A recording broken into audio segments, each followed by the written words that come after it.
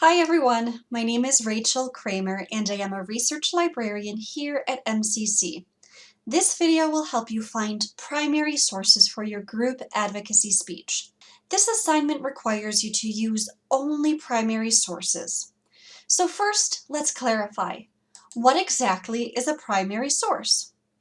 Primary sources are first-hand accounts of an event or topic. They are written by people directly connected to that event or topic.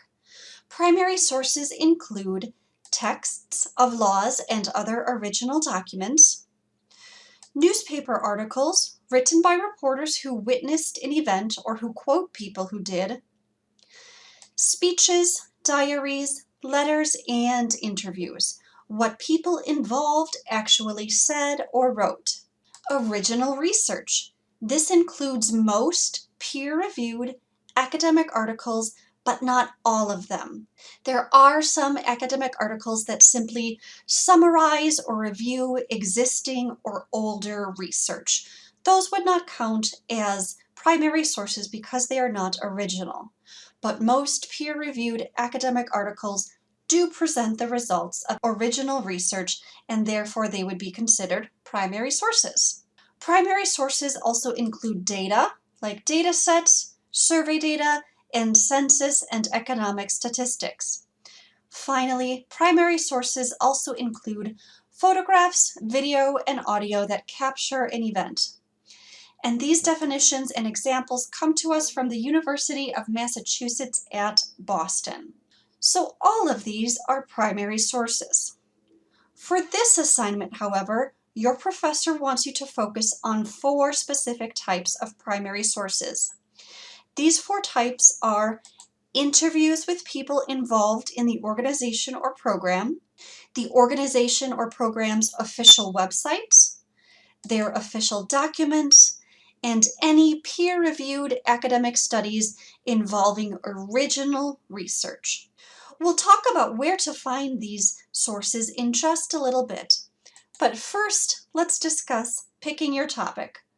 Waco has a ton of worthy service and nonprofit organizations. In fact, I think there are at least 1,000 nonprofit organizations in McLennan County. A good starting place is the City of Waco volunteer page. You can find this webpage by doing a Google search for volunteer opportunities, City of Waco. This first result is the one we want. First, the webpage lists service opportunities with the City of Waco, but then it presents a very nice alphabetical list of service organizations in Waco that are not connected with the city. This webpage is a great place to start looking for organizations to highlight in your speech. Or you can choose an MCC organization or service to discuss. Off the top of my head, I can think of Paul Ann's Pantry, Student Government, and the Men of Color Success Initiative. I recommend checking out the Campus Resource Guide. You can find that by visiting the MCC homepage, then clicking on Current Students. From there, click on Campus Resources. These icons are the different sections of the guide, and you can find great information about MCC programs and organizations here. Now that you have the information you need to choose a topic, we can move on to finding your primary sources for this project. Remember, you are supposed to use interviews with people experienced with the organization and information from their official website, official documents, and peer-reviewed studies. In order to interview people experienced with an organization, I suggest you visit the organization's official website and try to find a phone number or a name. For example, this is the official website for the American Red Cross for the Heart of Texas. Right on the home page, we have phone numbers and addresses for the different locations. We also have information about the executive director and the board members for this year. You could certainly interview someone in a leadership position, or you could choose an average volunteer working on the ground. Either way, by giving the office a call, you would be well on your way to finding someone to interview. Official websites are also an acceptable source for this project. This, as you know, is the official McLennan Community College website. And in the search bar, I am going to type Men of Color. This first result is the one I am looking for. This is the official webpage of the Men of Color Success Initiative. Any of the information on this page would be a great source for your speech. A third great source of information for this speech are official documents from MCC or from the organization you choose. Many of these documents can also be found on official websites. For example, let's say I've chosen to highlight the Waco Foundation. This is their official website. The About Us section is usually a great place to find official documents. Annual reports would be a wonderful source for this speech. As you can see, this annual report is a separate document that is linked to from the website. The fourth and final source you can use for this project are peer-reviewed original research studies. To find these, we are going to use the MCC Library's website. To get there, we start on the MCC homepage and scroll down about halfway. Then we click on this quick link for the library. On the library's homepage, we are going to use Discovery Search. Discovery Search is not a single database. Rather, it is a search engine tool that searches almost all of the library's resources. Now, unless you are working with a national organization like the Red Cross, United Way, or Habitat for Humanity, you are probably not going to find a peer-reviewed article about your organization or MCC service. However, you can certainly find peer-reviewed studies that relate to your topic. For example, if you are highlighting MCC's Men of Color Success Initiative, you might search Male Mentor and College. Or if you are highlighting Paul Ann's Pantry, you might search Food Pantry and College.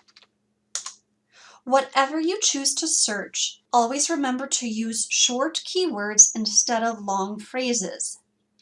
And after you receive your results, you should navigate to the left side of the page and check the box next to Scholarly Peer-Reviewed Journals. That will narrow your results to only peer-reviewed articles. So let's take a look at these results. Let's say I am interested in result number 10. If I clicked on the link title, I am taken to the article's detailed record page, which contains more information about the article. On the left, I can choose to view the full article as an HTML document or a PDF. An HTML full text will appear just like a web page, and maybe that's your preferred reading format. A PDF version, on the other hand, appears exactly the way the article looked in print in the actual print journal. From here, you do have options to download, print, email the article, and work with it in a couple different ways. All right, let's go back to that detailed record page. I strongly encourage you to use these tools on the right side of the page. They are extremely helpful for organizing and keeping track of your research. You can save the article to your Google Drive. I don't recommend adding it to a folder because this folder is temporary, only available for your search session. My favorite option is emailing it to myself.